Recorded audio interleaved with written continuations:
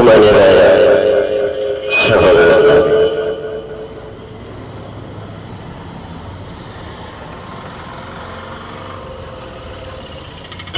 പ്രിയമുള്ളവരെ, ഒരല്പസമയത്തേക്ക് നിങ്ങളുടെ ശ്രദ്ധയെ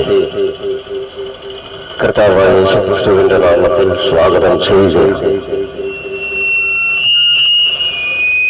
ബഹുമാനികളും സ്നേഹമുള്ളവരുമായ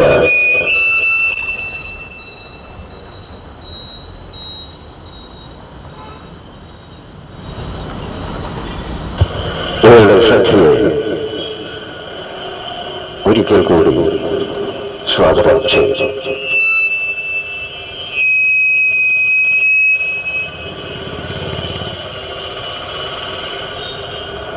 ആശ്ചര്യമേത് ആരാൽ വർണ്ണിച്ചിടാം, ആശ്ചര്യമേത് ആരാൽ വർണ്ണിച്ചിടാം.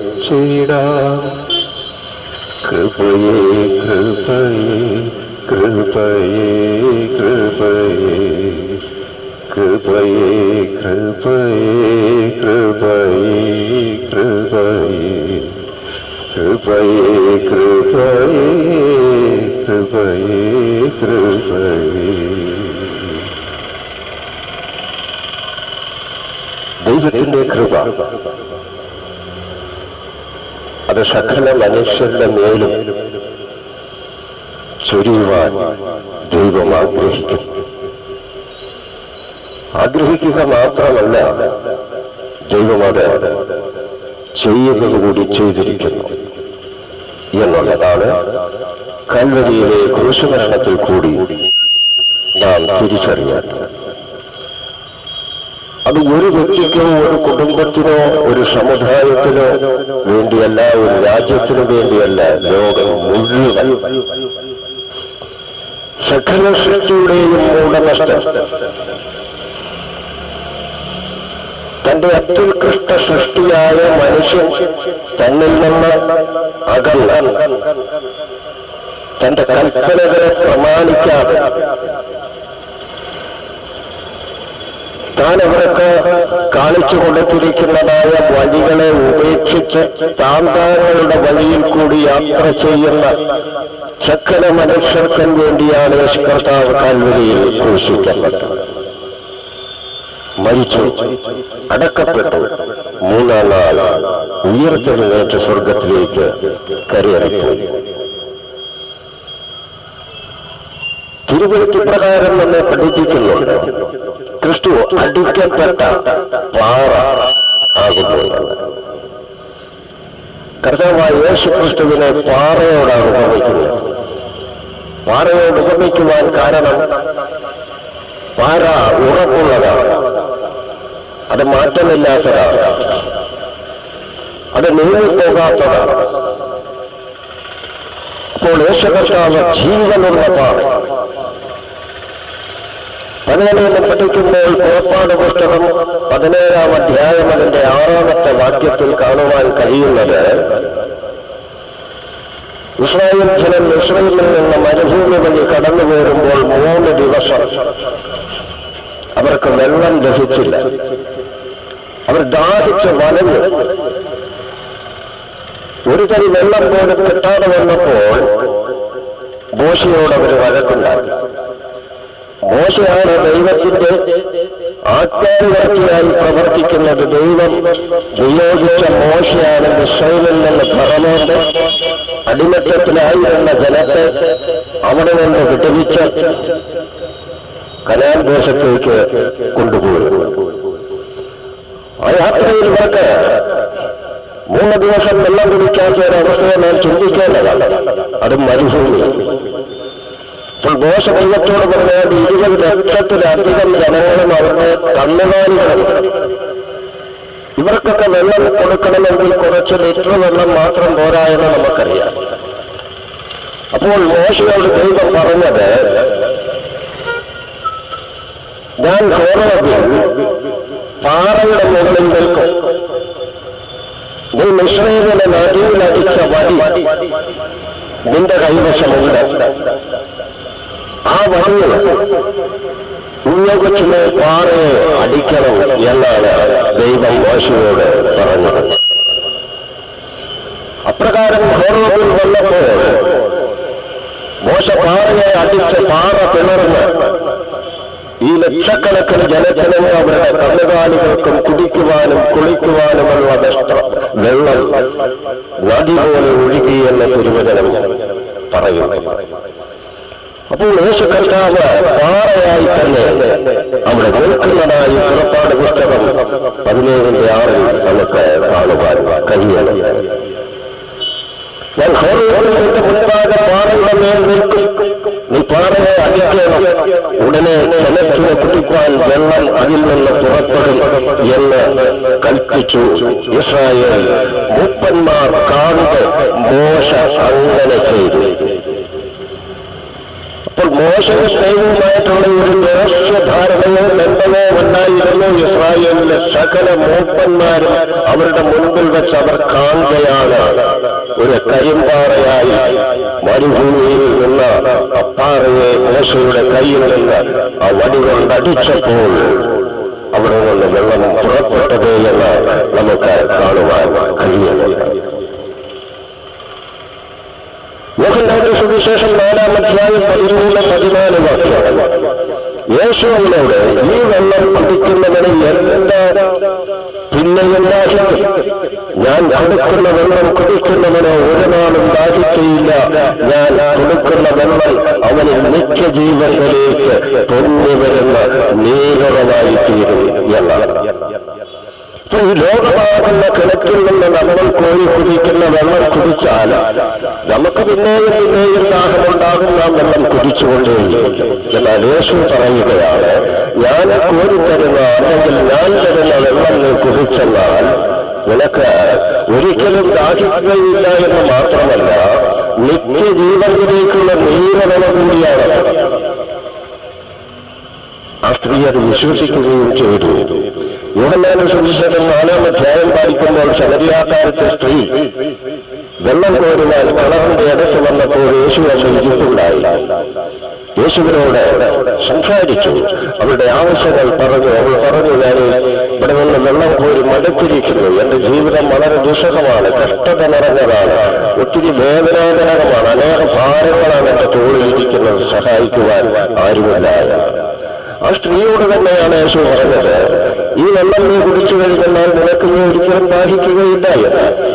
അപ്പോൾ പ്രിയമുള്ളവരെ, നമ്മുടെയൊക്കെയും ജീവിതത്തിൽ നാം എത്ര കുടിച്ചാലും നമ്മുടെ ദാഹം തീരുകയില്ല എന്നിവിടെ മനസ്സിലാക്കുമ്പോൾ യേശുവിൽ വിശ്വസിക്കുകയും യേശുവിനെ നാം നമ്മുടെ ഹൃദയത്തിൽ രക്ഷകനും കർത്താവുമായി സ്വീകരിക്കുകയും ചെയ്യുമ്പോൾ നമുക്ക് ലഭിക്കുന്നതാണ് നിത്യജീവൻ. ആ നിത്യജീവൻ നമുക്ക് പകർന്നു നൽകുവാൻ ആർക്കും കഴിയുകയില്ല. ഈ ഭൂമിയിൽ കഴിയുകയില്ല, വരുവാനിരിക്കുന്ന ലോകത്തിലും കഴിയുകയില്ല. എന്നാൽ വരുവാനിരിക്കുന്ന സ്വർഗരാജ്യത്തിൽ, ദൈവരാജ്യത്തിൽ പ്രവേശിക്കണമെങ്കിൽ നാം യേശുവിനെ രക്ഷകനും കർത്താവുമായി തന്നെ സ്വീകരിക്കേണ്ടതുണ്ട് എന്നുള്ളതിന്റെ ഉത്തമമായ ബോധ്യമാണ് ശമരിയാക്കാരത്തെ സ്ത്രീയോട് യേശു പറയുന്നത്.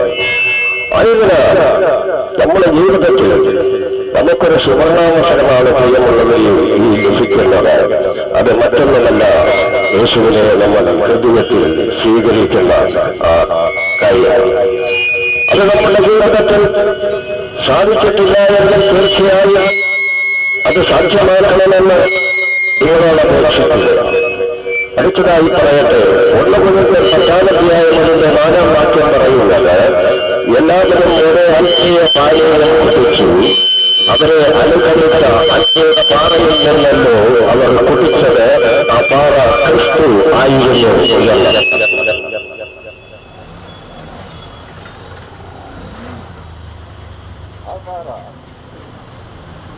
ആ പാറ ക്രിസ്തു ആയിരുന്നു.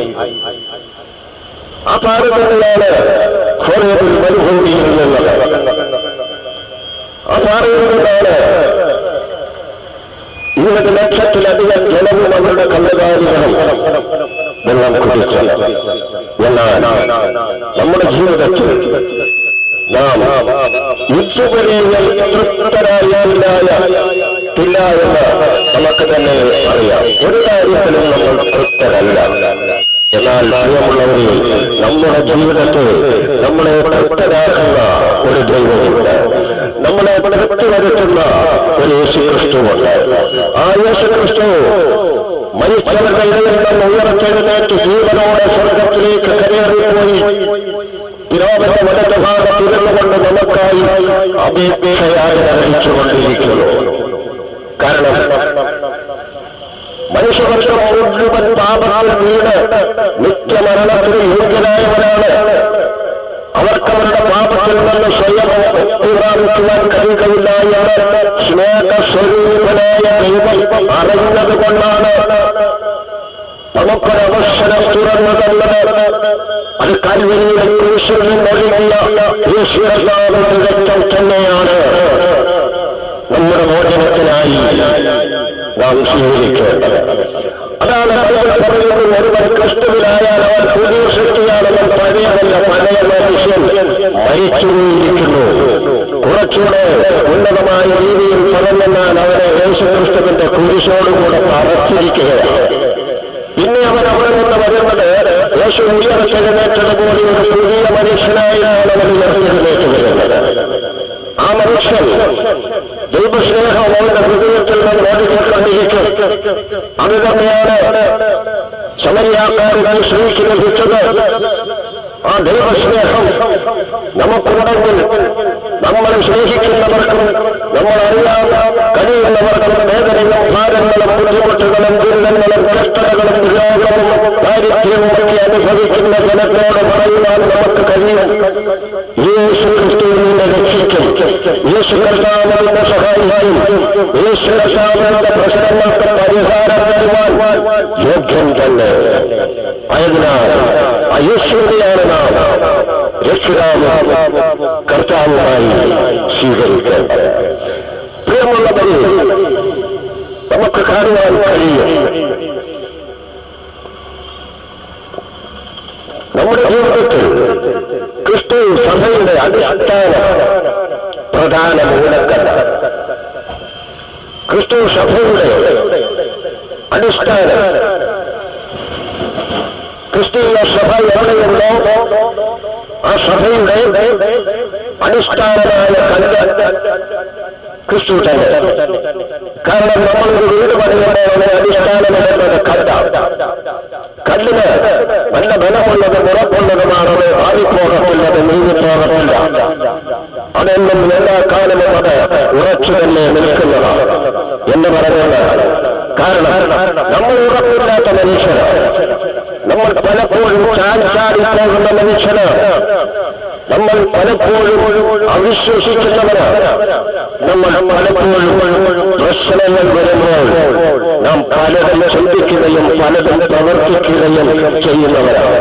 അതിനാണ് ഇവിടെ പറയുന്നത്, തിരുവനന്തപുരത്ത് ക്രിസ്തു എന്ന അടിസ്ഥാനത്തിന്മേൽ ഒരു വ്യക്തി പണം ഉയരുന്നതെങ്കിൽ അവൻ മാറ്റമില്ലാത്തവനായിരിക്കും. അവന്റെ വിശ്വാസത്തിൽ യാതൊരു മാറ്റവും കാണുകയില്ല. അവന്റെ വിശ്വാസം ഉറപ്പുള്ളതായിരിക്കും. അത് നമുക്ക് കാണുവാൻ കഴിയും.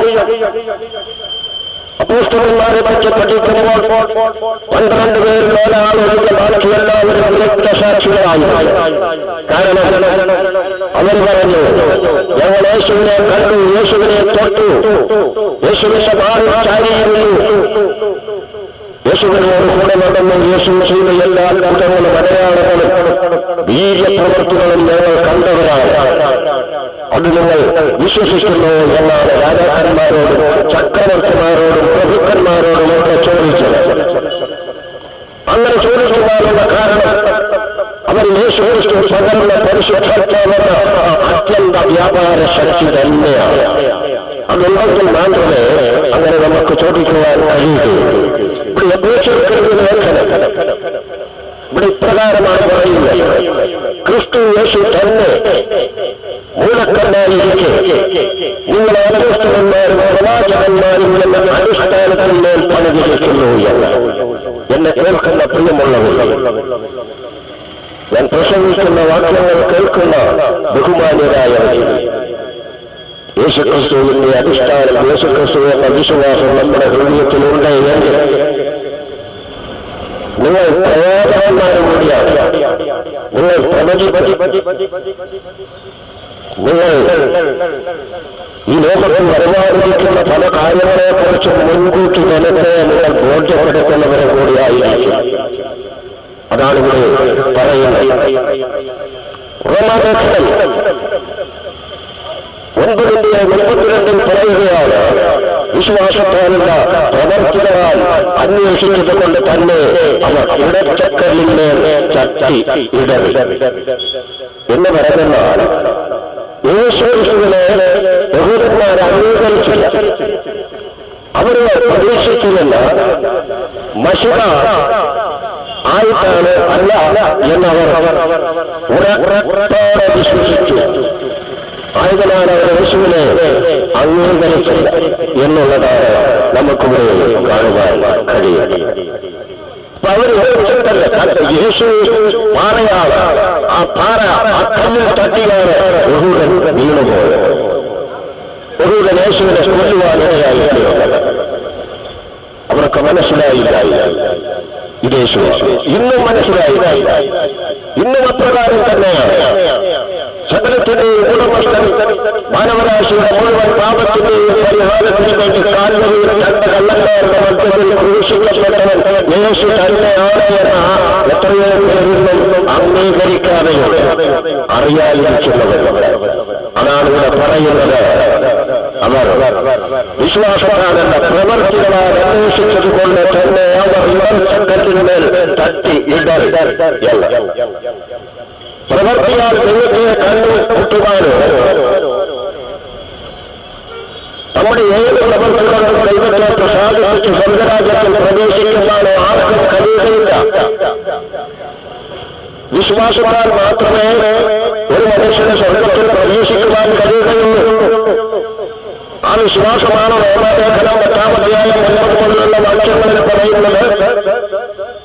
യേശുവിനെ രക്ഷകനും കർത്താവുമായി സ്വീകരിക്കുകയും എന്റെ പാപത്തിന്റെ മോചനത്തിന് വേണ്ടി യേശു കാൽവരിയിൽ ക്രൂശിക്കപ്പെട്ടു എന്ന് വിശ്വസിക്കുകയോ ഏറ്റുപറയുകയും ചെയ്യുന്ന മനുഷ്യൻ രക്ഷിക്കപ്പെട്ടു എന്ന് കർത്താവായ യേശുക്രിസ്തുവിന്റെ 2ാമത്തെ വരവ്. ആ വ്യക്തി ആരായിരുന്നാലും അവൻ സ്വർഗരാജ്യത്തിന്റെ അവകാശിയിൽ ദൈവത്തിന്റെ സഹോദരനായി ദൈവത്തോട് കൂടി ഇരിക്കുന്നവനും ആയിരിക്കുമെന്ന് നമുക്കിവിടെ കാണുവാൻ കഴിയും. 1 Corinthians 23 ഇപ്രകാരം പറയുന്നു, ഞങ്ങളോ ക്രൂശിക്കപ്പെട്ട ക്രിസ്തുവിനെ പ്രസംഗിക്കുന്നു. അപ്പോസ്തലന്മാർ മുഴുവൻ പ്രസംഗിച്ചത് ക്രിസ്തുവിനെ. കാരണം ഞാൻ ഒന്ന് പറഞ്ഞു, അവർ യേശുവിനെ അറിഞ്ഞു. യേശുവിനെ അറിഞ്ഞത് കാരണം അവർക്ക് മറ്റാരെയും പ്രസംഗിക്കുവാൻ പറ്റുകയില്ല. മറ്റാരും അവരുടെ മുൻപിൽ ഒന്നുമല്ല. അപ്പോസ്തലനായ പൗലോസ് പറഞ്ഞത്, ഞാൻ ചപ്പന്നും ചവറന്നും എന്നിരിക്കുന്നു എന്നാണ്. ഇപ്പോൾ നമ്മുടെ ജീവിതം നമുക്ക് ലഭിക്കുവാൻ ഏറ്റവും അനുഗ്രഹമാണ് പ്രിയമുള്ളവരെ നമ്മുടെ ഹൃദയത്തിൽ രക്ഷിതാവും കർത്താവുമായി സ്വീകരിക്കുക എന്നുള്ളത്. യേശു അവരെ ചിലർക്കൊക്കെ ദോഷമായെങ്കിൽ ഈ ലോകത്ത് അനേകരെ നന്മയായി അനേകരെ പാപമോചനം നേടി സ്വർഗീയ പ്രവേശത്തിന് ഒരുങ്ങിയിരിക്കുന്നു. അവർ യേശുവിനെ 2ാമത്തെ വരവിനായി കാത്തിരിക്കുകയും ചെയ്യുന്നു. 2ാം വരവിൽ ക്രിസ്തു ഇസ്രായേലിന് ആണിക്കല്ലായിരിക്കും. ആണിക്കല്ലെന്ന് പറയുമ്പോൾ പല വീക്ഷിച്ച തള്ളിക്കളഞ്ഞ അതിനെയാണ് മൂലക്കല്ലെന്നൊക്കെ ചിലപ്പോൾ പറയുന്നത്. എന്നാൽ ഇവിടെ യേശു കർത്താവ് ആണിക്കല്ലായി തീർന്നിരിക്കുന്നു. ആണിക്കല്ലായി തീർന്നത് ആർക്കാണ്?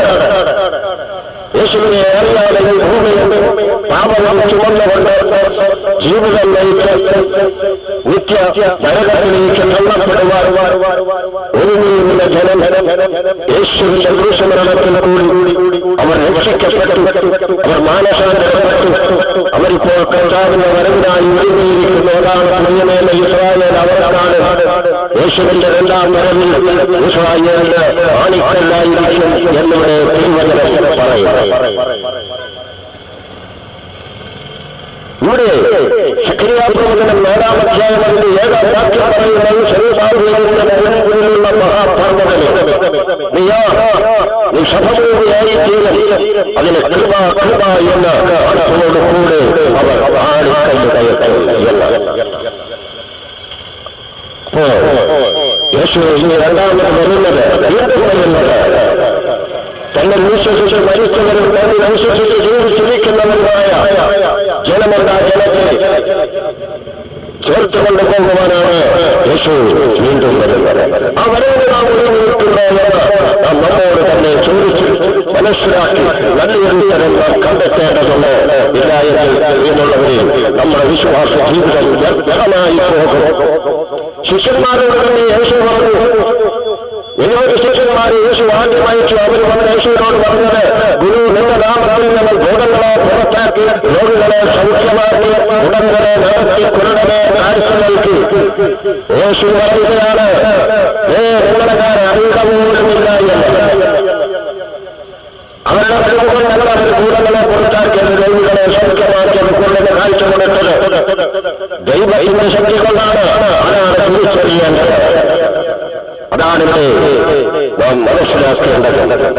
വിജാതീയ രാഷ്ട്രങ്ങൾക്ക് പാറയായ ക്രിസ്തു കൈ തൊടാതെ പറഞ്ഞു വന്ന ഒരു കല്ലായി. യേശുവിനെ അറിയാത്തവർ, യേശുവിനെ രക്ഷകനും കർത്താവുമായി സ്വീകരിക്കാത്ത ജനം, അവർക്ക് യേശു എന്ന് പറയുന്നത് കൈ തൊടാതെ പറഞ്ഞു വന്ന ഒരു പാറയായി. ഇത് ദാനിയേൽ പ്രവചനത്തിൽ പറയുന്നു. ദാനിയേൽ 2-ാം അധ്യായം അതിന്റെ 34-ാമത്തെ വാക്യം പറയുന്നത്, തിരുമനസ് നോക്കിക്കൊണ്ടിരിക്കുമ്പോൾ കൈതൊടാതെ ഒരു കല്ല് പടങ്ങി വന്നു ഇമ്പത്തെ ഇതിന്റെ കളിമണ്ണം കൊണ്ടുള്ള കാലിൽ അടിച്ചു തകർത്ത് കളഞ്ഞു. നമ്മൾ വളരെയേറെ ശ്രദ്ധിക്കേണ്ട ഒരു കാര്യം.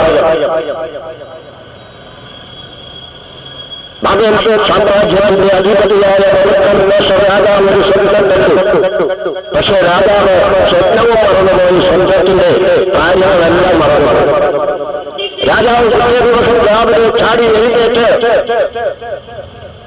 രാജ്യത്തോടായിരുന്ന നമ്മൾ ഓർക്കണം, ഒരു രാജാവ് വിളിച്ചു വെച്ചുള്ള മന്ത്രവാദികൾ, ശകുനക്കാർ, അങ്ങനെ എവിടെയും നമ്മുടെ സമൂഹത്തിന്റെ താഴെ തട്ട് വിറക്കപ്പെടുന്ന ഒരു ജനത്തെ, ഒരു വിഭാഗത്തെ അല്ലെങ്കിൽ അവരുടെ ഏറ്റവും പ്രാഗൽഭ്യം നേടിയിട്ടുള്ള മന്ത്രവാദികളെയും ശകലവാദികളെയും ഒക്കെ വിളിച്ചു കൂട്ടിയിട്ട് പറഞ്ഞു, ഞാൻ കണ്ട സ്വപ്നത്തിന്റെ അർത്ഥവും നിങ്ങൾ വെളിപ്പെടുത്തി തരണം.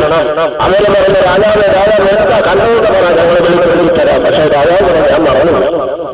അത് കാരണം നിങ്ങൾ സമയം നീക്കിക്കൊണ്ടു പോയെന്നാൽ നിങ്ങൾ മാത്രമല്ല നിങ്ങളുടെ കുടുംബം വരെ ഞാൻ കുളം കൊണ്ട് ഉറപ്പക്കുന്നാക്കുമെന്ന് രാജാവ് കൽപ്പന പുറപ്പെടുവിച്ചു. അപ്പൊ ഇത് പറയുവാൻ കാരണം രാജാവ് കണ്ട ഒരു തനി തന്നുകൊണ്ട് നെഞ്ചും കൈയും വെള്ളുകൊണ്ട് തുടയും പാടി താമരം കാലിന്റെ കാൽപാദങ്ങളും വിരലുകളും ഇരുമ്പും കളിമണ്ണും ചേർന്ന്. അപ്പൊ അങ്ങനെ ഒരു ബിംബത്തെയാണ് കൈതൊടാതെ മറഞ്ഞുവെന്ന പാറ ആലോചിച്ച് അതെല്ലാം കാറ്റിൽ തെളിപോലെ പറന്നുപോയി.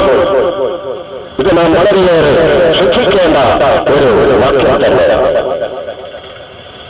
തിരുമനസ്സുകൊണ്ട് നോക്കിക്കൊണ്ടിരുന്നപ്പോൾ തന്നെ അങ്ങനെ സംഭവിച്ചു. മത്തായിയുടെ സുവിശേഷം 21-ാം അധ്യായം 44-ാം വാക്യം ഇതിന് മറുപടി പറയുന്നുണ്ട്. ഈ കല്ലിന്മേൽ വീഴുന്നവൻ തകർന്നു പോകും, അത് ആരണമേ എങ്കിലും വീണാൽ അവനെ ൂടും എന്ന് അപ്പോൾ യേശുക്രിസ്തുവെന്ന കല്ല് അതിവിടെ നാം ഉദ്ദേശിക്കുന്നത് പോലെയല്ല, അല്ലെങ്കിൽ നമ്മളിപ്പോൾ കണ്ടുകൊണ്ടിരിക്കുന്നത് അനുഭവിച്ചുകൊണ്ടിരിക്കുന്നത് പോലെയല്ല വരാനുള്ളത്. കർത്താവായ യേശുക്രിസ്തുവിന്റെ ഭരണം ഭൂമിയിൽ സ്ഥാപിതമാകും. നമ്മൾ ഓരോരുത്തരും വായിച്ചതാണ് അമേരിക്കൻ പ്രസിഡന്റ് ഡൊണാൾഡ് ട്രംപ് പ്രകാരം പറഞ്ഞു, യേശു കർത്താവ് അമേരിക്കയെ ഭരിക്കുന്നത്. അതിന് രണ്ടർത്ഥമുണ്ട്. ലോകത്തെ ഭരിക്കുന്നത് അമേരിക്കയാണെങ്കിൽ അമേരിക്കയിൽ ഇരുന്നുകൊണ്ട് യേശു കർത്താവ് ലോകത്തെ ഭരിക്കുമെന്നാണ് കൊള്ളുന്നത്. അപ്പോൾ എങ്ങനെ ഒരു ഭരണം എന്ന് പറയുന്നത് ഇന്നത്തെ ഭരണങ്ങളൊന്നും അല്ല. ആ ഭരണം അത് നിത്യമായതാണ്. അതൊരു പാറയാണ്, ഉറപ്പുള്ളതാണ്. ആ പാറയാണ് ഇപ്പോൾ ഞാൻ പറയുന്നത്. ഈ കല്ലിന്മേൽ വീഴുന്നവൻ തകർന്നു പോകും. അത് ആരുടെ മേൽ വീണാൽ എങ്കിലും വീണാൽ അവനെ ധൂളിപ്പിക്കും. അപ്പോൾ ആരെയാണ് ധൂളിപ്പിക്കുന്നത്? യേശുവിനെ രക്ഷകനും കർത്താവുമായി സ്വീകരിക്കാത്ത സകല മനുഷ്യരും വേനൽക്കാലത്ത് പാടത്ത് നെല്ല് പറകൊണ്ടൊടുക്കുമ്പോൾ പറന്നു പോകുന്ന 11 പൊടിയും കൂടി യേശുവിനെ അറിയാത്ത വിശ്വസിക്കാത്ത ജനം അതുപോലെ ഭൂമിയായി പറന്നു പോകുന്ന മാത്രമല്ല അത് ന്യായവിധിയെ കൂടി കാണിക്കുകയാണ് എന്ന് പറഞ്ഞാൽ ദൈവം അവരെ മൂടിക്കളഞ്ഞുകയാണ്, അല്ലെങ്കിൽ ദൈവം അവരെ തള്ളിക്കളഞ്ഞുകയാണ്, അല്ലെങ്കിൽ ദൈവം അവരെ മാറ്റിക്കളഞ്ഞുകയാണ്. ഇതാണ് ആ കാലഘട്ടത്തിൽ സംഭവിക്കുന്നത്. അതിനാണ് ദൈവമുള്ളവരിൽ യേശു കർത്താവിന്റെ പരസ്യയുടെ കാലയളവിൽ ഈ ലോകത്തോട് വിളിച്ചു പറഞ്ഞത് കാലം തിരഞ്ഞു, ദൈവരാജ്യം സമീപിച്ചിരിക്കുക, മാനസാന്തരപ്പെട്ട് സുവിശേഷത്തിൽ വിശ്വസിക്കുന്നത് എന്നല്ല. സുവിശേഷത്തിൽ വിശ്വസിക്കണം, മാനസാന്തരം ഉണ്ടാകണം. മാനസാന്തരം ഉണ്ടായില്ലെങ്കിൽ മനുഷ്യനെ നിയന്ത്രിക്കുന്നത് അവൻ തന്നെയല്ല എന്നുള്ളത് ഓർക്കണം. പത്രങ്ങളും മറ്റു മീഡിയകളും ഒക്കെ കാണുകയും വായിക്കുകയും ചെയ്യുമ്പോൾ മാനസാന്തരമില്ലാത്ത മനുഷ്യൻ കാണിക്കുന്ന ഓരോ പ്രവൃത്തികൾ എത്രയോ നീചവും നിന്ദ്യവും. എന്നാൽ മാനസാന്തരപ്പെടണമെങ്കിൽ പ്രിയമുള്ളവരെ ദൈവത്തിന്റെ സഹായം വേണം. ജീവനുള്ളവർ നമ്മുടെ ഹൃദയത്തിൽ ജീവിച്ചിരിക്കണം. അവൻ കാണിക്കുന്ന ഓരോരുത്തരും നാം നടക്കണം. നാം മാത്രമല്ല, നമ്മൾ നടന്നാൽ യശയാപ്രവചനത്തിന് പ്രകാരം പറയുന്നുണ്ട്, വാനം നടക്കേണ്ടത് വഴികളിൽ കൂടി നടന്നാൽ നടക്കുകയില്ല. യേശുക്രിസ്തു നമുക്ക് നിർദ്ദേശിച്ചു വരുന്ന, നമുക്ക് കാണിച്ചു തരുന്ന വഴി അത് വെളിച്ചമാണ്. യേശു പറഞ്ഞില്ല ലോകത്തിന്റെ വെളിച്ചമാണ്. ആ വെളിച്ചത്തിൽ കൂടി നടക്കുന്നവെങ്കിൽ നമ്മൾ മാത്രമല്ല തലമുറകളും ആ വെളിച്ചത്തിൽ കൂടി നടക്കുകയും അവർ ദൈവമായ അനുഗ്രഹങ്ങളെ പ്രാപിക്കുകയും ദൈവത്തിന്റെ സമാധാനവും സന്തോഷവും സ്നേഹവും, യേശുവിന്റെ സമാധാനവും സന്തോഷവും സ്നേഹവും നമ്മുടെ ജീവിതത്തിൽ, നമ്മുടെ കുടുംബങ്ങളിൽ നമുക്ക് അനുഭവിക്കുവാൻ കഴിയും. അതാണ് പ്രിയമുള്ളവരെ ഈ ലോക ജീവിതത്തിൽ നമുക്ക് ലഭിക്കുവാനുള്ള ഏറ്റവും വലിയ അനുഗ്രഹമെന്ന് പറഞ്ഞുകൊണ്ട് രണ്ട് വാക്കുകളിലൂടെ അവസാനിപ്പിക്കുകയാണ്. സമൂഹവുമേ ലോകമൊക്കെയും നിറഞ്ഞ കല്ല് ക്രിസ്തു, ന്യായവിധിയിൽ വിശ്വാസികളെ ധൂളിപ്പിക്കുന്ന കല്ലായി അവിശ്വാസികളെ ധൂളിപ്പിക്കുന്ന കല്ല്. ആ കല്ല് നമ്മുടെ മേൽ വീഴരുത്. യേശുവെന്ന കല്ലിൽ തന്നെ നാം വീഴരുത്. യേശുവിന് നാം ഇടർച്ചക്കല്ലായി നമുക്ക് മാറരുത്. അദ്ദേഹത്തിലുള്ള എല്ലാ ബഹുമാനവും നല്ലവരുമായ എല്ലാ മാതാപിതാക്കളെയും സഹോദരങ്ങളെയും കർത്താവായ യേശുക്രിസ്തുവിന്റെ നാമത്തിൽ ഞങ്ങൾ അനുഗ്രഹിച്ച് പ്രാർത്ഥിക്കുകയാണ്. യേശുവിന്റെ സമാധാനവും സന്തോഷവും സ്നേഹവും നിങ്ങളുടെ എല്ലാവരുടെയും ഹൃദയങ്ങളിൽ എന്നും എപ്പോഴും ഉണ്ടായിരിക്കട്ടെ. അസമാധാനവും സ്നേഹവും നിങ്ങൾ അനുഭവിക്കുമാറാകട്ടെ. വാഹനങ്ങൾ ഓടിക്കുന്നവരും വ്യാപാരം ചെയ്യുന്നവരും മറ്റിതര ജോലികളിൽ ഏർപ്പെട്ടിരിക്കുന്നവരുമായ എല്ലാവരെയും കർത്താവ് ധാരാളമായി അനുഗ്രഹിക്കട്ടെ. അവരുടെ ആവശ്യങ്ങളുടെ മധ്യത്തിൽ എന്റെ ദൈവം എപ്പോഴും ഉണ്ടായിരിക്കട്ടെ.